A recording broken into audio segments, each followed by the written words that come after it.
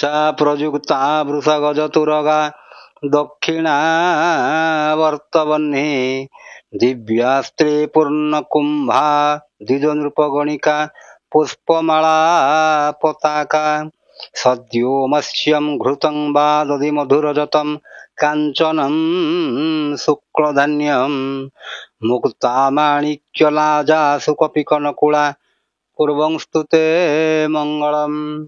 जय जगन्नाथ।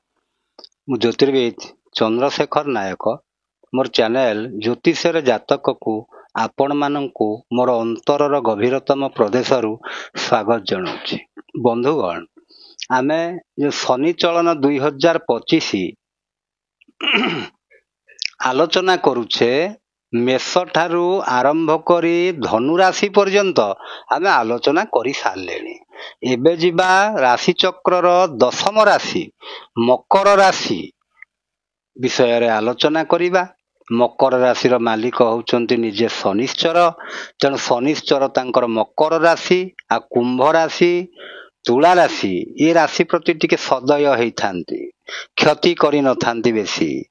ता माने होउची कोन ना मकर कुंभ होउची शनिंकर निज राशि आ तुला राशिटी होउची तांकर उच्च राशि आ ता संगे मध्य मेष राशि आ बिच्छा राशि। ताले बंधुगण देखंतु आपणक जातकटी खोलंतु आ देखंतु आपणक जातकरे एई पर्टिकुलर घरटी रे च लेखा जाइछंती कि जदि लेखा जाइछंती जानिबे जे आपणक विषय रे ही कोहा जाउछि। आउ नले एठी देखि परिबे मझिरे लेखा आइतिबो 21/10 22/10 बा 23/10। 21/10 ର अर्थ होउछि उत्तरा षाढ़ा नक्षत्र मकर राशि, 22/10 श्रवणा नक्षत्र मकर राशि, 23/10 धनिष्ठा नक्षत्र मकर राशि। ताहले आपण जानि परिबे जे आपणकर होउछि मकर राशिटी बोली। ठीक अछि। ताले मकर राशि रु आमे एबे शनि को कथा आलोचना करिबा, कहना आमे शनि चलन 2025 विषय रे जतला आलोचना करूचे तेणु आमे शनि की देखिबा। शनि कोउडी अछंती? शनि वर्तमान कुंभ राशि रे अछंती। कुंभ राशि रु से जिबे मीन राशि को 3/4/2025 रे आउ केतक पांजी रे उल्लेख अछि 29/3/2025 रे। ताले कुंभ राशि परित्याग करी से मीन राशि रे पदार्पण करिवे। ताले मीन राशि हेले ताले मकर राशि ठारो मीन राशि केते बाट हैला गणिबा ना 1 2 3 माने तृतीयता माने हेई गले तृतीय शनि। ताले तृतीय शनि रो अर्थ कोन देखंतु बंधुगण, जेते बेले धनु राशि रे थिले शनि सेते बेले आपणकर 7.5 आरंभ होइतला। धनु राशि रे गले 2.5, मकर रे गले 2.5, कुंभ रे गले 2.5। ता माने होउछि दीर्घ 7.5 वर्ष धरी आपण जो संघर्ष करूथिले, जो कष्टटी पाउथिले, से कष्ट रु आपण मुक्ति पाइबार समयटी आसीछि वर्तमान। ता माने तृतीय बृहस्पति एबे हेइ सॉरी तृतीय शनि एबे हेइछंती।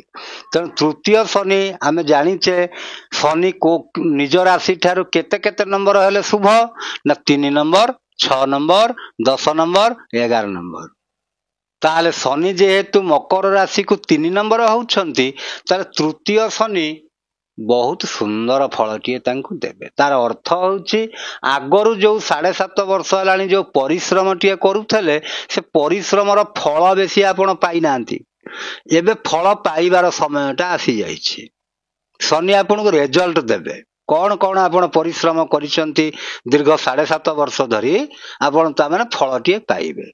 आ तृतीय शनि कौन करंती आपण को मेहनती करई देबे। ता अर्थ आपण अलसुआ हेई बसी रहिबा को भल पाइबे नाही, परिश्रम करिबा को भल पाइबे। आ आगुरु जो परिश्रमटी करूथिले जेमति मन कर आपण पाठ पढिथिबे गोटिए डिपार्टमेंट रे, काम करूथिबे आ गोटिए डिपार्टमेंट रे, जोटा कि आपण को जॉब सैटिस्फैक्शन मिलिबो नाही। ताहले देखंतु ताहले ई जो जिनिसटी हेइछि तृतीय शनि आपण को जो परिश्रमटी करेइबे से परिश्रमटी आपणकर ठीक बाटरे ही हबो। गोटे छुआटे राति दिन लागी पड़ी से पढ़ुछि ତାକୁ କଷ୍ଟ ନିଶ୍ଚିତ ହଉଛି, କିନ୍ତୁ ସେଇ କଷ୍ଟଟା ତାର ଲାଘବ ସେତିକି ବେଳେ ହେଇଯିବ ଯେତେବେଳେ ସେ ତା ପରିଶ୍ରମର ମୂଲ୍ୟଟା ପାଇବ। ସେଇଭଳି ଆପଣଙ୍କର ସମୟଟି ବର୍ତ୍ତମାନ ଆସିଯାଇଛି ଯେ ଆପଣଙ୍କ ପରିଶ୍ରମର ମୂଲ୍ୟ ଆପଣ ପାଇବେ। ତୃତୀୟ ଶନି ହେଇଛନ୍ତି। ଆଚ୍ଛା, ଗଲା। ତାହେଲେ 3 ନମ୍ବର ଘରେ ଯଦି ଶନି ରହନ୍ତି, 1ରେ ପରିଶ୍ରମୀ କରେଇବେ, 2ରେ ଆପଣଙ୍କର ଯୋଉ ଛୋଟ ଭାଇ ଭଉଣୀ ମାନେ ଅଛନ୍ତି ତାଙ୍କ ସାଙ୍ଗରେ ଆପଣଙ୍କର ସମ୍ପର୍କଟି ଭାରି ବଢିଆ ରହିବ। ଆଉ କଣ ହବ ନା, ଆପଣ ଯୋଉ ଛୋଟ ଛୋଟ ଯାତ୍ରାଟିଏ କରିବେ ସେ ଯାତ୍ରାରେ ଆପଣଙ୍କର କଣ ହବ ନା ସବୁ ପ୍ରକାର ଆପଣ ସୁବିଧାଟିଏ ପାଇବେ, ମାନେ ଆପଣଙ୍କର କୌଣସି ଯାତ୍ରାଟା ବେକାର ଯିବ ନାହିଁ। ଆଚ୍ଛା, ତାପରେ ବନ୍ଧୁଗଣ ଦେଖନ୍ତୁ, ମୁଁ କହିଛି ଶନିଙ୍କର 3ଟି ଦୃଷ୍ଟି ଅଛି। କେତେ କେତେ ନମ୍ବର ନା 3 ନମ୍ବର, 7 ନମ୍ବର ଆଉ 10 ନମ୍ବର। ତାହେଲେ 3 ନମ୍ବର ଦୃଷ୍ଟିରେ ସେ କାହାକୁ ଦେଖୁଛନ୍ତି? ଏଇ ଘରଟିକୁ ଦେଖୁଛନ୍ତି। ତାହେଲେ ଏଇ ଘରଟି ମକର ରାଶି ପାଇଁ, ତାହେଲେ ଏଇଟା କଣ ହେଲା ଦେଖନ୍ତୁ, ମକର ରାଶି ପାଇଁ ଏଇ ଘରଟି କଣ ନା 1 2 3 4 5 5 ନମ୍ବର ଘରଟିକୁ ଶନି ଦେଖୁଛନ୍ତି। ଆଚ୍ଛା, ଶନି ଏ ଜାତକ ପାଇଁ କିଏ? ଆପଣଙ୍କ ତ ରାଶି ମାଲିକ ସିଏ।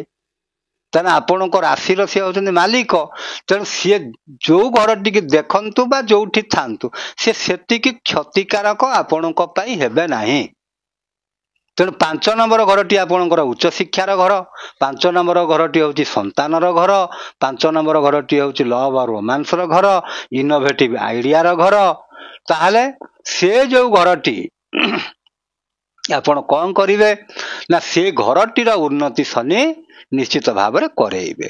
କିନ୍ତୁ ଏତିକି, ଆପଣଙ୍କୁ ସେମିତି ଲାଇଟଲି କୌଣସି କାମ କରିବେ ନାହିଁ, କାହିଁକିନା ଶନି ସେଇଭଳିଆ ଇଆଡୁ ସିଆଡୁ କାମ କରିବା ପାଇଁ ଶନି ପସନ୍ଦ କରନ୍ତି ନାହିଁ, ସେ ନ୍ୟାୟାଧୀଶ। ତେଣୁ ସେଥିପାଇଁ ଯୋଉ ପରିଶ୍ରମଟି କରିବେ ସଠିକ ବାଟରେ କରିବେ, ଆଉ ସେଇ ପରିଶ୍ରମଟି ଆପଣଙ୍କୁ ଶନି ହିଁ ଯୋଗେଇ ଦେବେ। ଆଉ ଯେତେ ପ୍ରକାର 5 ନମ୍ବର ଘରର ଯୋଉ ଫଳ କଥା କହିଲେ, ଆପଣ ସନ୍ତାନ ମାନଙ୍କର ପରଫରମାନ୍ସରେ ଖୁସି ହେବେ। ଆଉ ଯୋଉମାନେ ସନ୍ତାନ ଇଚ୍ଛୁକ ଅଛନ୍ତି ସନ୍ତାନ ବି ପ୍ରାପ୍ତି କରିପାରିବେ। ଆଉ ମୁଖ୍ୟ କଥା ହଉଛି ଯେ 5 ନମ୍ବର ଘରଟି ହଉଛି ଗୋଟେ ସ୍ୱାମୀ ସ୍ତ୍ରୀ ଭିତରେ ଯୋଉ ଆଫେକ୍ସନଟିଏ ରହେ, ସ୍ନେହ ଶ୍ରଦ୍ଧାଟିଏ ରହେ, ସେଇଟା ମଧ୍ୟ ଠିକ ରହିବ। ଆଚ୍ଛା, ତାପରେ ଦ୍ୱିତୀୟ କଥା ହଉଛି ଶନି 7 ନମ୍ବର ଦୃଷ୍ଟିରେ ଏଇ ଘରଟିକୁ ଦେଖୁଛନ୍ତି। ତାହେଲେ ଏଇ ଘରଟି ମକର ରାଶିର କଣ ହେଲା ନା 1 2 3 4 5 6 7 8 9। 9 ନମ୍ବର ଘରର ଅର୍ଥ କଣ? ଆପଣଙ୍କର ବାପାଙ୍କର ଘର, ଆପଣଙ୍କର ଧର୍ମର ଘର, ଆଉ ଆପଣଙ୍କର ଭାଗ୍ୟର ଘର। ଭାଗ୍ୟଟି ଯୋଉ 7.5 ବର୍ଷ ହେଲାଣି ଆପଣଙ୍କୁ ସାଥ ଦଉନଥିଲେ, ଏବେ ସାଥ ଦବା ଆରମ୍ଭ କରିବେ। ସମସ୍ତେ କହନ୍ତି ଶନି ଦୃଷ୍ଟିଟା ଖରାପ। ନାହିଁ, ଶନି ଦୃଷ୍ଟି ଖରାପ ନୁହଁ, ଶନି ତ ଏଇ ଜାତକରେ ଉପକାରୀ ଗ୍ରହ, ତାଙ୍କ ଦୃଷ୍ଟିଟା ଖରାପ। ସେ ଯିଏ ଘରର ମୁଖ୍ୟ ଲୋକ ଜଣେ, ସେ ଯେତେ ବଦମାସ ଶ୍ରେଣୀର ଲୋକ ହୁଅନ୍ତୁ କି ଯେତେ ଅସାମାଜିକ ଲୋକ ହୁଅନ୍ତୁ, କେହି କଣ କେବେ ନିଜ ଘରର କ୍ଷତି ଚାହେଁ? କେବେ ଚାହିଁବ ନାହିଁ। ତେଣୁ ସେଇ ନ୍ୟାୟରେ ଶନି ମହାଗ୍ରହ ସିଏ କେବେ ହେଲେ ଆପଣଙ୍କର କ୍ଷତିଟା ଚାହିଁବେ ନାହିଁ, କାରଣ ରାଶିଟା ଆପଣଙ୍କର, ସେ ଶନିଙ୍କର ରାଶି। ଆଚ୍ଛା, ତାପରେ ଆଉ ଗୋଟିଏ କଥା ହଉଛି ଦେଖନ୍ତୁ, ତେଣୁ ଏଇ ଘର ମାନଙ୍କର ବିଷୟ, ଅର୍ଥାତ୍ ଆପଣ ବାପାଙ୍କ ସାଙ୍ଗରେ ସମ୍ପର୍କ ଭଲ ରହିବ, ଆଉ ଧର୍ମକର୍ମ ବି ଆପଣ ମନ ଧ୍ୟାନ ଦେବେ, ଭାଗ୍ୟ ବି ଆପଣଙ୍କୁ ସାଥ ଦେବ। ଆଚ୍ଛା, ତାପରେ ଦେଖିଲେ କଣ, ଏକାଦଶ ଘର ନା ଦ୍ୱାଦଶ ଘରଟିକୁ ଦେଖୁଛନ୍ତି ଶନି। 10 ନମ୍ବର ଦୃଷ୍ଟିରେ ଦ୍ୱାଦଶ ଘରଟିକୁ ଦେଖୁଛନ୍ତି। ଦ୍ୱାଦଶ ଘରର ଅର୍ଥ କଣ? ବିଦେଶ ଯାତ୍ରାର ଘର, କୋର୍ଟ କଚେରୀର ଘର, ଡାକ୍ତରଖାନାର ଘର, ଖର୍ଚ୍ଚର ଘର, ଶଯ୍ୟା ସୁଖର ଘର। ତେଣୁ ସେଇ ଜିନିଷ ଗୁଡିକ ଆପଣଙ୍କୁ ଟିକେ ସତର୍କ ହବାକୁ ପଡିବ। ତାର ଅର୍ଥ ହଉଛି ଆପଣ ବିଦେଶ ଯାତ୍ରା କରିପାରିବେ, କିନ୍ତୁ ବିଦେଶରେ ସେଟଲମେଣ୍ଟ ଯୋଗ ଦେଖଉନି, ବିଦେଶରେ ଯାତ୍ରା କରି ଫେରି ଆସିବେ। ଆଉ ଖର୍ଚ୍ଚ ପ୍ରତି ଟିକେ ଦୃଷ୍ଟି ଦେବେ, ଖର୍ଚ୍ଚ ସେତିକି ଯେମିତି ନ ହୋଇଯାଏ। ଖର୍ଚ୍ଚ ଅର୍ଥ ଖର୍ଚ୍ଚ ତା ମାନେ କଣ ହବ ନାହିଁ? ହବ, ଅଯଥା ଖର୍ଚ୍ଚ କରିବେ ନାହିଁ। ଆଉ କାହା ସାଙ୍ଗରେ ମାଡ଼ଗୋଳ ଭଲ ମନ୍ଦ ସେ ଜିନିଷ ଆଡକୁ ଯିବେ ନାହିଁ। ମାଡ଼ଗୋଳ ଆଡକୁ ଗଲେ ଶନି ଯେହେତୁ 12 ନମ୍ବର ଘରକୁ ଦେଖୁଛନ୍ତି, ଯଦି କୋର୍ଟ କଚେରୀ ଝାମେଲାରେ ଫସିଗଲେ ତାହେଲେ ଆପଣଙ୍କୁ ବହୁତ ଲମ୍ବା ସମୟ ଲାଗିବ ଏଥିରୁ ମୁକୁଳିବା ପାଇଁ। ତାପରେ ବନ୍ଧୁଗଣ ଦେଖନ୍ତୁ, ଆମେ ଆଲୋଚନା କରିବା ଶିକ୍ଷା ବିଷୟରେ। ତାହେଲେ ଛୁଆ ଏଇ ସମୟରେ ଶିକ୍ଷାଟି କେମିତି ରହିବ? ତାହେଲେ ବନ୍ଧୁଗଣ ଦେଖନ୍ତୁ, ତାର ଶିକ୍ଷା ଉଚ୍ଚ ଶିକ୍ଷା ପ୍ରଥମରୁ ଦଶମ ଶ୍ରେଣୀ ପର୍ଯ୍ୟନ୍ତ ଶିକ୍ଷାଟି, ଆଉ ଗୋଟେ ଶିକ୍ଷା ହଉଛି କଣ ନା ଦଶମ ଶ୍ରେଣୀରୁ ଉପରକୁ। ତେଣୁ ଶିକ୍ଷା ଭିତ୍ତିକ ଆପଣ ଭଲ ନିଶ୍ଚିତ ଭାବରେ ପରଫର୍ମାନ୍ସ ଦେଇପାରିବେ, କିନ୍ତୁ କୌଣସି 2 ନମ୍ବରୀ କାମ କରିବାକୁ ଚାହିଁବେ ନାହିଁ। ପାଠ ପଢିବେ, ଭାବିବେ ନାହିଁ ମୁଁ କପି କରିକି ପାସ୍ କରିଯିବି, ନାହିଁ। କପି କରିବାକୁ ଯଦି ଚାହିଁବେ ଆପଣ ସଫଳତା କେବେ ପାଇବେ ନାହିଁ।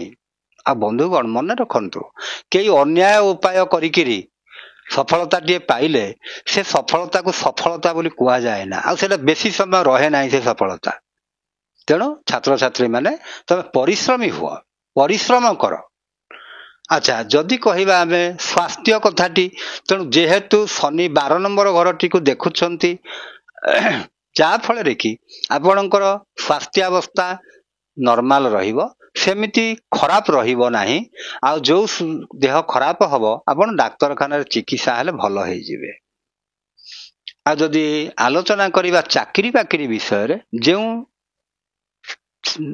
ଯୁବକ ଯୁବତୀ ମାନେ ଚାକିରିଟିଏ କରିବା ପାଇଁ ଚାହୁଁଛନ୍ତି ଚାକିରି କରିପାରିବେ, ତାଙ୍କ ପାଇଁ ସମୟଟି ବହୁତ ଅନୁକୂଳ ଅଛି, ଚାକିରିଟିଏ ସେ କରିପାରିବେ।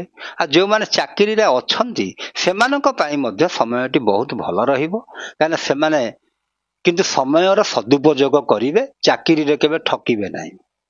ଆଉ ଚାକିରିଟିକି ଚାକିରି ହିସାବରେ କରିବେ, ସେବା ମନୋବୃତ୍ତିରେ ଯଦି ଆପଣ ଡ୍ୟୁଟି କରିବେ ତାହେଲେ ନିଶ୍ଚିତ ଭାବରେ ଭଲ ଡ୍ୟୁଟିଟି କରିପାରିବେ, ଉପରସ୍ଥ ଅଫିସରଙ୍କର ଆପଣ ପ୍ରୀତିଭାଜନ ହେଇପାରିବେ, ସମସ୍ତେ ଆପଣଙ୍କୁ ଭଲ ପାଇବେ। ଆଚ୍ଛା, ଯଦି ଆମେ ଆଲୋଚନା କରିବା ମହିଳାମାନଙ୍କ ବିଷୟରେ, ମହିଳାମାନେ ଏଇ ସମୟରେ ତାଙ୍କର ସଫଳତା ସେ ପ୍ରଦର୍ଶନ କରିବେ, ତାଙ୍କର ଦେହ ଭଲ ରହିବ। ଆଉ ଯଦି କିଛି ସଞ୍ଚିତ ଧନ ସେମାନେ ରଖିବାକୁ ଚାହୁଁଛନ୍ତି ତାହେଲେ ମଧ୍ୟ ସେମାନେ ରଖିପାରିବେ, ଧନ ସଞ୍ଚୟ କିଛି କରିପାରିବେ। ଆଉ କିଛି ଯଦି ମାଙ୍ଗଳିକ କାର୍ଯ୍ୟ କରିବା ପାଇଁ କିଛି ଚାହୁଁଛନ୍ତି ତାହା ମଧ୍ୟ କରିପାରିବେ। ଆଉ ମୁଖ୍ୟତଃ ବନ୍ଧୁଗଣ ଦେଖନ୍ତୁ, ମୁଁ ସବୁ ଏପିସୋଡରେ କହୁଛି ଯେ ଯଦି ଆପଣଙ୍କ ଜାତକ ପାଇଁ, ଇଏ ସିନା ହେଲା ଆମର ମକର ରାଶି, ଆପଣଙ୍କ ଲଗ୍ନ ହେଇଥିବ ମନେକର ସିଂହ ଲଗ୍ନ, ତାର ସିଂହ ଲଗ୍ନ ହେଲେ ତ ଶନି କ୍ଷତିକାରକ ସିଂହ ଲଗ୍ନ ପାଇଁ। ତେଣୁ ଆପଣ ଦେଖିବେ ପ୍ରଥମେ ଆପଣଙ୍କର ଶନି 1ରେ ହେଲେ ଭଲ, 3 ନମ୍ବର ଶନି। ତାପରେ ଦେଖିଦେବେ କଣ ଶନି ଇଏ ଜାତକ ପାଇଁ ଉପକାରୀ ଗ୍ରହ କି କ୍ଷତିକାରକ ଗ୍ରହ। ଉପକାରୀ ଗ୍ରହ ମାନେ କଣ, ମୁଁ ସବୁଥିରେ କହୁଛି ବୃଷ, ମିଥୁନ, କନ୍ୟା, ତୁଳା, ମକର, କୁମ୍ଭ, ଏତିକି ଲଗ୍ନ ଯଦି ଏଇ ଭିତରୁ ଯଦି ଆପଣଙ୍କର ଗୋଟିଏ ଲଗ୍ନ ହେଇଛି ତାହେଲେ ଜାଣିବେ ଯେ ଶନି ଆପଣଙ୍କ ପାଇଁ ଉପକାରୀ ଗ୍ରହ, ନହେଲେ କ୍ଷତିକାରକ ଗ୍ରହ। ଆଚ୍ଛା, ତାପରେ ଦେଖିବେ ଶନିଙ୍କର ପ୍ଲେସମେଣ୍ଟ, ଶନି କୋଉ ଜାଗାରେ ଅଛନ୍ତି, ଭଲ ପୋଜିସନରେ ଉଚ୍ଚରେ ଅଛନ୍ତି କି ନିଜ ଘରେ ଅଛନ୍ତି କି ମିତ୍ର ରାଶିରେ ଅଛନ୍ତି ତାହେଲେ ଭଲ ରହିବ।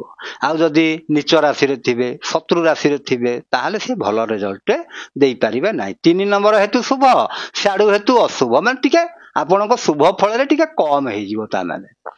ଆଉ 4 ନମ୍ବରରେ ଦେଖିବେ ପ୍ରଥମେ ଶନିଙ୍କର ଡିଗ୍ରୀ, କେତେ ପାୱାର ଅଛି ଶନିଙ୍କର, ସେ ଡିଗ୍ରୀଟିକି ଦେଖିବେ। ସେ ଡିଗ୍ରୀଟି ଦେଖି ସାରିଲା ପରେ ଆପଣ ଜାଣିପାରିବେ ଯେ ଶନି କେତେ ବଳାବଳ ନେଇକରି ଏଠି ଅଛନ୍ତି। ଯଦି କମଜୋରି ଥିବେ ତାହେଲେ ତାଙ୍କର ଆପଣ ଉପଚାରଟିଏ କରିପାରିବେ। ଉପଚାର ମାନେ କଣ, ଆପଣଙ୍କ ଶନି ଯଦି ଆପଣଙ୍କ ଜାତକ ପାଇଁ କ୍ଷତିକାରକ ଗ୍ରହ ହେଇଥାନ୍ତି ତାଙ୍କ ପାଇଁ ରତ୍ନ ପଥର ପିନ୍ଧିବେ ନାହିଁ, ତାଙ୍କ ପାଇଁ କଣ କରିବେ ନା ଦାନ କରିପାରିବେ, ବୀଜ ମନ୍ତ୍ର ପାଠ କରିପାରିବେ, ଶନିଶ୍ଚର ମେଳା ବି କରିପାରିବେ, ଶନି ମନ୍ଦିର ଦର୍ଶନ କରିପାରିବେ। ଆଚ୍ଛା, ଆଉ ମୁଖ୍ୟ ହେଲା ଦରିଦ୍ର ନାରାୟଣ ସେବା। ତା ମାନେ କଣ, ଯେଉଁମାନେ ଗରିବ ଲୋକମାନେ ଅଛନ୍ତି, ଭିକ୍ଷାସୀ ମାନେ ଅଛନ୍ତି, ତାଙ୍କୁ କଣ କରିବେ ଟିକେ ସହଯୋଗ କରିବେ। ଆଉ ଯେଉଁମାନେ ଶାରୀରିକ ବିକଳାଙ୍ଗ ଲୋକ ଅଛନ୍ତି ତାଙ୍କୁ ବି ସହଯୋଗ କରିବେ।